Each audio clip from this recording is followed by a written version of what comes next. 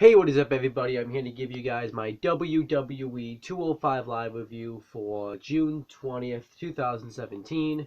And I'm just going to get right into it because I don't want to spend too much time doing this because I worked all day today. My feet hurt pretty badly just because I've been up on my feet walking and stuff. And yeah, I just want to get to bed because I'm tired. So I'm just going to do this quickly. Well, not quickly, but you know. So we had Corey Graves and Vic Joseph on commentary. I actually thought Vic Joseph was better on commentary this week.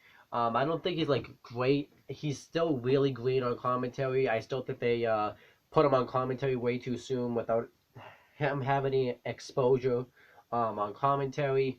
So I think that actually is kind of shitty.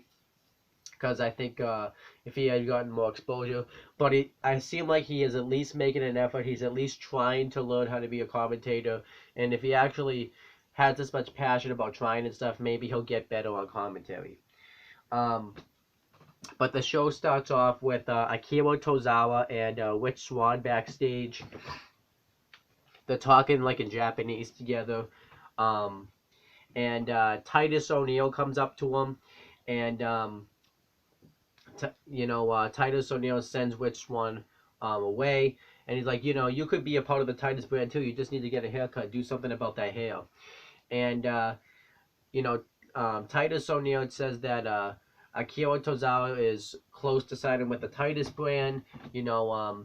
How being a part of the Titus brand is going to make his life better, and how he sees Buddy and Akira Tozawa. He does his cha-chin, thin, and, he said that he came down there because he wants Akira Tozawa to sign on the dotted line saying that he'll join the Titus brand. At first, Akira Tozawa says no. He says, I get it, you're trying to negotiate with me. It's a negotiating tactic.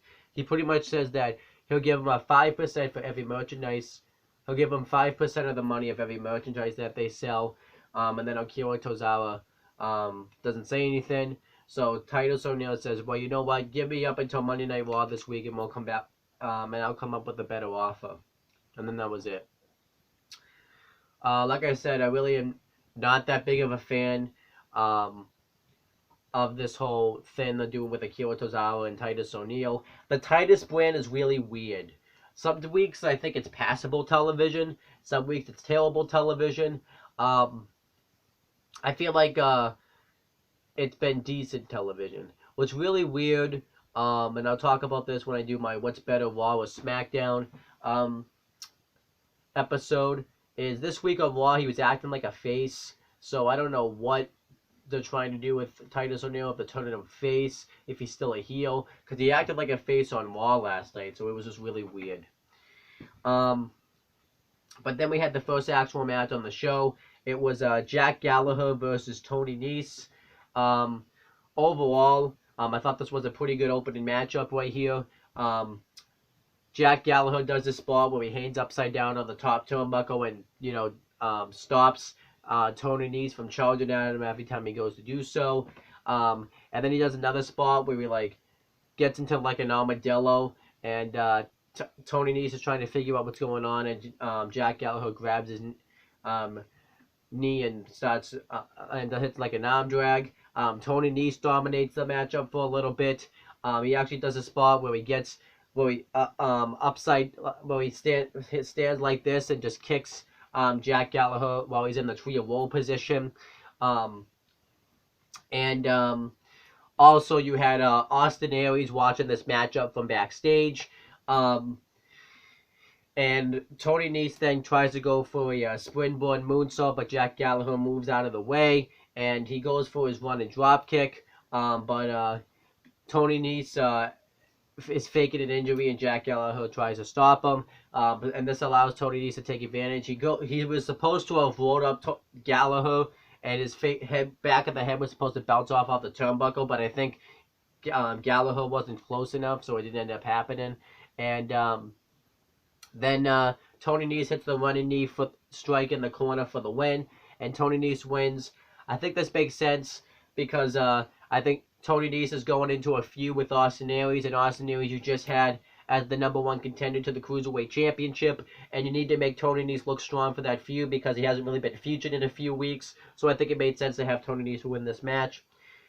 And then next, Noam Dar and Alicia Fox are talking on FaceTime backstage, and Noam Dar is talking about how and Alicia Fox talking about how they're ready to move on from Cedric Alexander.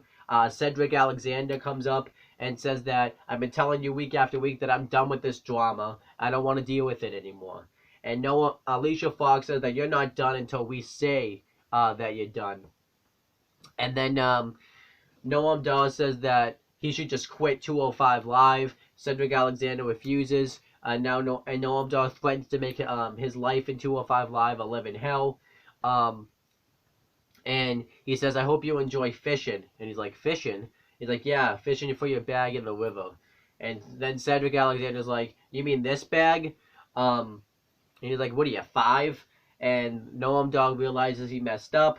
I thought at first he threw his bag in the river. But instead, Arya Davari walks up, and he's like, hey, Noam Dar, you haven't seen my bag, haven't you? My father bought me that bag, and there's only 2 in existence, and it's worth $15,000 or something. And he's like, I don't think I have. And then he walks away, and Arya Davari looking for it. I thought this was terrible television. I don't know why they insist on continuing this Alicia Fox storyline. I hope it ends really soon. And I hope that Cedric Alexander can win the blow-off match, but I don't know what the blow-off match is going to be. Every time I think they're going to blow this feud off, they still continue with it. It's just terrible. And then it shows a video package hyping up Drew Gulak and Mustafa Ali's feud. Mustafa Ali cut a little bit of a promo talking about how Drew Gulak wants to change his in-ring style, but he says he's not going to change it for anybody. Then we had the actual match itself between Mustafa Ali and Drew Gulak. And before the match, Drew Gulak has a bullhorn, and he says that, and he pretty much requests that Mustafa Ali just has a good, clean wrestling match with no high flying, and we can take 205 Live to the next level. Mustafa Ali attacks him. He hits a drop kick on him before the match. He hits a flip dive over the top rope. And Mustafa Ali dominates the first half of the matchup. He hits a roller drop kick on Mustafa Ali, but eventually Mustafa Ali puts Drew Gulak puts Mustafa Ali on the top rope, and he pushes him off, and Mustafa Ali falls off, and he ends up hurting his hand or his arm. So Drew Gulak starts targeting the arm of Mustafa Ali. Eventually Mustafa Ali starts to make his comeback. He hits a rolling neck breaker, but eventually Drew Gulak, he goes for a drop kick. Drew Gulak catches him. He tries to hit a roll up on him, but Mustafa Ali reverses it into a roll up of his own and wins the match. And yeah, that was it. I thought this was fine actually, and I like the fact that Mustafa Ali actually won and he didn't do his high flying thing to win. And I think that actually gets into Drew Gulak's head that he beat Drew Gulak at his own game. And I expect this feud to continue. I expect Drew Gulak to possibly come out next week and probably say that that it seems like you're starting to learn that high flying is not going to get you anywhere, stuff like that. So I'm enjoying this program between Drew Gulak and Mustafa Ali. I think it's actually pretty well done. And then Jack Gallagher's backstage, and somebody throws a towel at him, and we see that it's Austin Aries. And Austin Aries comes up, and he says, tough loss out there, but you were being too gentlemanly about it. And Gallagher's like, thank you for your support, Mr. Aries. And Austin Aries then says, Jack, I've tried to be just like you and try to be polite. But look at all these other guys, like Neville, TJP, and Tony Nese. They're not polite, and they seem to be able to win matches and get ahead.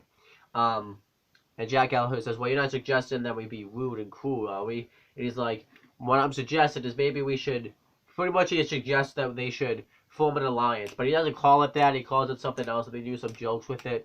And they agree to be an alliance, pretty much. They're going to be they're going to have some sort of friendship. So, and Aries feels like he should give back to Jack Gallagher since he had his back when he was chasing for the Cruiserweight Championship, and then that was pretty much it. Overall, I thought this was fine. I thought Aries was gonna turn heel, but I guess that doesn't look like that's gonna happen. Where I think this is going is I think Aries eventually will turn on Jack Gallagher. But watching this segment made me realize, one of my friends talks about how everybody in the Cruiserweight division seemed to be friends. It was more clear that none other than on this episode, because you had Neville and TJP who were friends. You had now have Austin Aries and Jack Gallagher who are friends.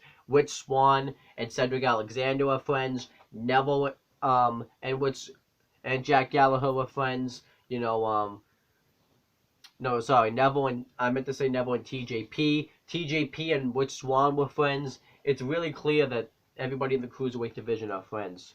And then Swann's backstage, and he went into TJP backstage, and TJP says that he knows what he was trying to do last week. You ended up costing me my main event match because you said that I take shortcuts, and he pretty much says that he has an issue that Swann claims that this is a different TJP, and Swann says that what he was trying to do. He just wanted to give TJP a wake up call, and he says that TJP or TJ Perkins, this is still the same guy, and he says, and if that's what you were really trying to do, trying to motivate me, then I wish you the best of luck in your match and give you everything you got. And then he walks away, and Swann's like, okay, I will.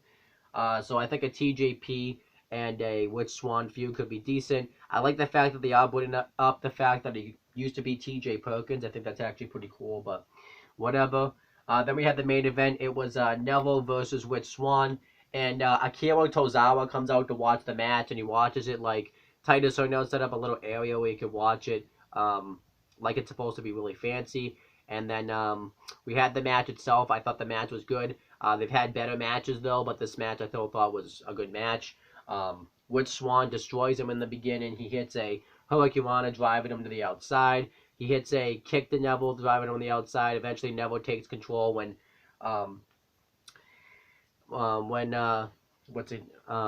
Swann misses a Rolling Thunder.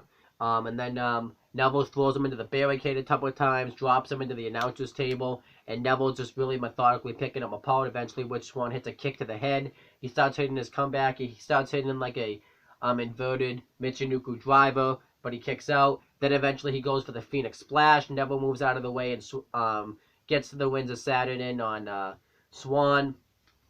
Then afterwards, he has a face-off with Tozawa, and then the show goes off the air. And yeah, that was 205 Live. Overall, I thought it was a decent show. Nothing like fantastic to see, but it was a decent show. I liked some of the matches on this show. I thought they did a good job pushing some of the storylines and stuff. So overall, a decent show. I think they've been better 205 Lives. The crowd definitely seemed into the show too. And yeah, it's just really weird hearing Vic Johnson now on commentary for it. I just think I have to get used to his voice and stuff. And I think I really think they put him out there too early on commentary. But other than that, that's pretty much it, guys. Now, as for my star ratings for 205 Live, for the, I gotta remember the matches. For the Jack Gallagher, Tony Nese match, I'll probably give that match 2 stars. For the Mustafa Ali, Drew Gulak match, I'll probably give that match 2.5 stars. And for the main event, I'll probably give that match 2.25. All the matches are 3-star matches, but, about average matches. But I really can't wait to see, even though I'm not really enjoying, as much as, the story, because I don't really like that they're using this to kind of push the Titus brand storyline. I kind of wish that, that Akira Tozawa and Neville could just have a feud by themselves. I think they want Titus ONeil in that storyline because I guess maybe they don't feel comfortable putting Akira Tozawa on the microphone against him, because Akira Tozawa really doesn't had to speak all that much. But I can't wait to see the actual match itself when it happens. So I think they could have a really good cruiserweight title match because Akira Tozawa's been really good since he's joined the cruiserweight division. Neville's the best champion in WWE, main roster wise. So I think they could have a good Cruiserweight Championship match. They're probably going to have a Great Balls of Fire. I expect that match to actually get announced on Raw this week. But that's pretty much it, guys. Please make sure to subscribe to my Owen the Talkinator channel. Because I do some videos there. I'm going to make some videos on there tomorrow. And make sure to subscribe to this channel for more content. Because I'm going to be bringing back the Retro Wrestling Review series. And that's pretty much it, guys. Talk to you later.